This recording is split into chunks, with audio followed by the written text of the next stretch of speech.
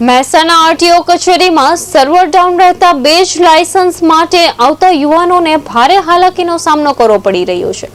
Conductor ભરતી માટે જરૂરી બેજ લાયસન્સ મેળવવા છેલ્લા 3 દિવસથી મોટી સંખ્યામાં યુવાનો આરટીઓ કચેરીના ધક્કા ખાઈ રહ્યા છે। સર્વરમાં ટેકનિકલ ખામી સર્જાતા 2 દિવસથી વધુ સમય વીતી જવા છતાં અરજદારોનું કામ પૂર્ણ થઈ શક્યું નથી, જેના કારણે કચેરી ખાતે યુવાનોની લાંબી કતારો જોવા મળી રહી છે। ઉમેદવારો દ્વારા તાત્કાલિક સર્વર સમસ્યાનો ઉકેલ લાવી કામગીરી ઝડપી બનાવવાની માંગ ઉઠી રહી છે।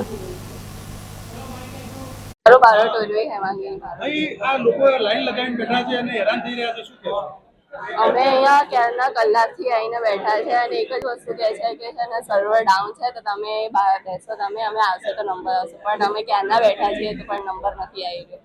સો રિક્વેસ્ટ છે કે પ્લીઝ તમે આનું કંઈક કરો। તો આ રીતે જાહેરાત બહાર પડે અને પછી જો સર્વર કામ ન કરે તો યુવાનોને કેટલું હેરાન થવું પડે?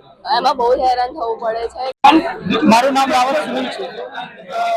તમે કેમ વેઇટિંગ કરી રહ્યા છો? શું પ્રોબ્લેમ છે? હું અહીંયા કંડક્ટરની જે જાહેરાત કરી છે તો એના માટે લાયસન્સ બેઝ કરાવવા માટે આવેલો છું, પણ અહીંયા સિસ્ટમ એવી છે કે જેથી સર્વર ડાઉન છે તો માણસ ફોર્મ ફિલઅપ કરવા માટે પહેલા લાયસન્સ બેઝ જરૂરી છે, પણ સરકારને એવી અપીલ છે કે જેથી કરીને અહીંયા સર્વરનો ડાઉન છે, બરાબર, એટલે ઘણા બધા વિદ્યાર્થીઓ અહીંયા મોટી સંખ્યામાં ઉપલબ્ધ છે, બધે 4 દિવસથી બધા આવે છે, પણ એમનો લાયસન્સ બેઝ અહીંયાથી નીકળતું નથી। એનો પ્રોબ્લેમ એ છે કે સર્વર ડાઉન છે, તો સરકારને એવી વિનંતી છે।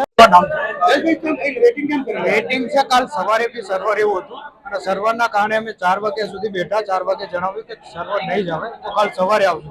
સવારે આવે તો પછી અત્યારે પાછું જણાવ્યું કે સર્વર લોડ છે તો સાંજે 4 વાગે સર્વર આવશે। આ દરેક ફાઇનાન્શિયલ તકલીફો હોય જ છે, ગામડેથી લોકો દૂર બિલોંગ કરતા હોય છે, તો એમની જોડે બી પૈસાની સગવડ હોતી નથી, તો સરકારને એટલું જ કહેવાનું છે કે થોડી ડેટ લંબાવવામાં આવે ભરતી બોર્ડને એટલું